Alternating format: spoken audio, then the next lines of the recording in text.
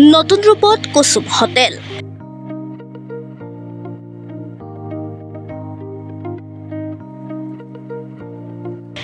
ডিঙিত আঁৰি লোৱা এখন পাণ দোকানৰ দোকানী আছিল তেওঁ। নাম জয়ন্ত ভৰালী। কঠোৰ জীৱন সংগ্ৰামৰ মাজেৰে জয়ন্ত ভৰালীয়ে আজি নিজকে পৰিচয় দিবলৈ সক্ষম হৈছে এগৰাকী প্ৰতিষ্ঠিত ব্যৱসায়ী হিচাপে। আজিৰ পৰা প্ৰায় ৩০-৩৫ বছৰ পূৰ্বে ডিঙিত আঁৰি লোৱা ভ্ৰাম্যমান পাণ দোকানখন বিসৰ্জন দি তেওঁ নিজ মাতৃৰ নামত মিৰ্জাৰ চকত গঢ়ি তুলিছিল কুসুম হোটেল। সুদীৰ্ঘ ৩০ বছৰ ধৰি জয়ন্ত ভৰালীৰ কুসুম হোটেল দক্ষিণ কামৰূপৰ এটা ব্ৰেণ্ড হিচাপে পৰিগণিত হৈছিল। টিনপাতেৰে নিৰ্মিত কুসুম হোটেলখন সম্প্ৰতি নতুন ৰূপত সজাই তুলিছে জয়ন্ত ভৰালীয়ে। শুকুৰবাৰে নতুন ৰূপত সজাই তোলা কুসুম হোটেলখন উদ্বোধন কৰা হয়।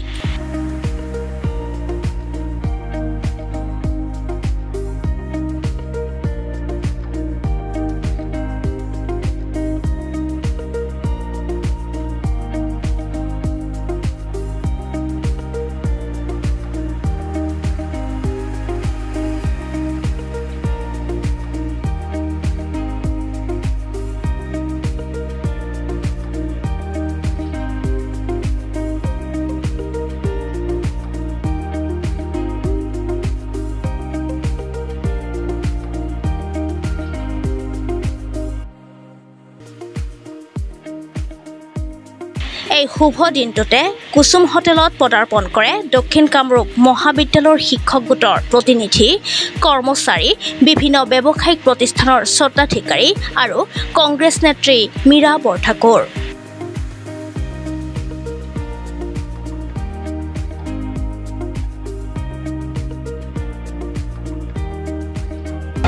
মোৰ আজি বহুতে আনন্দিত হৈছোঁ, বহুত ভাল লাগিছে। মানুহজনে বহুত কষ্ট কৰি কেনে ৰাতি দিন কৰি কেনে কষ্ট কৰি মানে অকণমান ইনকাম কৰি কেনে অকণমান আগুৱাই গৈছে বা দোকানখন বনাব পাৰিছে। সেইটোৱে মোৰ বহুত আজি ওচৰত প্ৰাৰ্থনা কৰিছোঁ যাতে আৰু ওপৰৰ কাৰণলৈকে আগুৱাই যাব পাৰে। তাৰ কাৰণে মই তেওঁৰ ওচৰত সদায় প্ৰাৰ্থনা কৰিছোঁ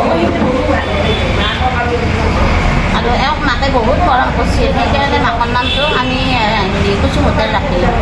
কুসুম হোটেল মানে আপোনাৰ মানে মোৰ শাহুমায়ে এওঁক বহুত মৰম কৰিছিল সৰুৰ পৰাই। তাৰ কাৰণে তাৰমানে তেখেতৰ নামটো আমি তাৰমানে কোনোদিনে আৰু চানি পেলাওঁ। আপুনি জানেনে জয়ন্ত ভৰালীয়ে এটা সময়ত ডিঙিত মানে কাঠৰ এখন চিধা কাঠৰ বনোৱা তাৰ ওপৰত তামোল পাণ লৈ পেলাই বিক্ৰী কৰি আজি এখন প্ৰতিষ্ঠিত হোটেল মিৰ্জাত কুসুম হোটেল প্ৰতিষ্ঠা কৰিলে। মই তেতিয়াতো বিয়া হোৱা নাছিলোঁ, আইতা কামত কিনিছিলোঁ। তথাপিও মোৰ আজি সেনেকুৱা অৱস্থাৰ পেৰে যে আজি অকণমান উন্নত হৈছে। তাৰ কাৰণে মই বহুতে আজি ভগৱানৰ ওচৰত প্ৰাৰ্থনা কৰিছোঁ তেওঁ যাতে সদায় এনেকুৱাকৈ আগুৱাই যাব পাৰে। তাৰ কাৰণে মই ভগৱানৰ ওচৰত প্ৰাৰ্থনা জনাইছোঁ। কুসুম হোটেলৰ আপোনাৰ নতুন ৰূপত কুসুম হোটেল মানে আজি ওলাল। এতিয়া কুসুম হোটেলে আজি যি নতুন ৰূপত সাজেৰে ওলাল। আজি 20 বছৰতকৈ অধিক 30 বছৰতকৈ অধিক মই প্ৰবাবলি এই হোটেলখন চলি আছিলে। হঠাৎ মানে মালিকে সিদ্ধান্ত ল'লে, গৰাকীয়ে সিদ্ধান্ত ল'লে যে অলপ নতুন কৰি লওঁ, মানুহৰ অলপ সুবিধা হয়, গ্ৰাহকৰ সুবিধা হয়। আজি তেওঁলোকে এই হোটেলখন নতুন ৰূপত ল'লে, আজি নাম চলি আছে। আপোনাৰ অনুভৱ কেনেকুৱা? মোৰ পবিত্ৰ ভাগ্যৰে আৰু এই হোটেলখনত মই প্ৰথম আৰম্ভণি কৰে এইখন হোটেলৰ লগত জড়িত গ্ৰাহক হিচাপেও। আৰু আজি নতুনকৈ ল'লে, নতুন উদ্বোধন কৰিলে, তাৰ কাৰণে তেখেতক মই শুভেচ্ছা জনাইছোঁ আৰু ভগৱানৰ ওচৰত প্ৰাৰ্থনা কৰিছোঁ আৰু কৃতকাৰ্য হওক আৰু হোটেলখন আৰু ভাল উন্নতি কৰক।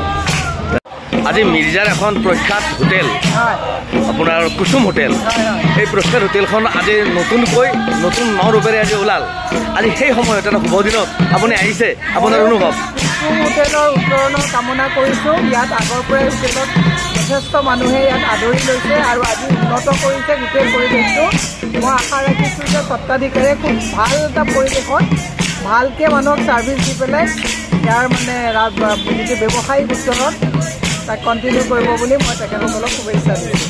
বাইদেউ আপুনি এই গধূলি সন্ধিয়া পলাশবাৰীত পদাৰ্পণ কৰাৰ উদ্দেশ্যটো ক'ব নেকি? আহি থাকোঁ মই ইয়াত একচুৱেলি ইয়াতে আমাৰ অশোক দাস তেখেতৰ ভাতৃ দূৰ কৰিছে তেখেতৰ খবৰ ল'বলৈ যাম মোৰ সহকৰ্মী মুকুট কলিতা তেওঁৰ পিতৃৰ স্বাস্থ্যৰ বুজ ল'বলৈ যাম মই আহি থাকোঁ একচুৱেলি যোৱা নিৰ্বাচনত সকলোৱে ইমান সহায় কৰিছে জয় পৰাজয়টো বেলেগ কথা কিন্তু মোৰ দায়িত্ব হিচাপে যে যিখিনি মানুহ মোৰ লগত দিনে ৰাতিয়ে লাগিছে মই তেওঁলোকক বিপদৰ সময়ত হওক খবৰ ল'বলৈ আহি থাকোঁ ধন্যবাদ বাইদেউ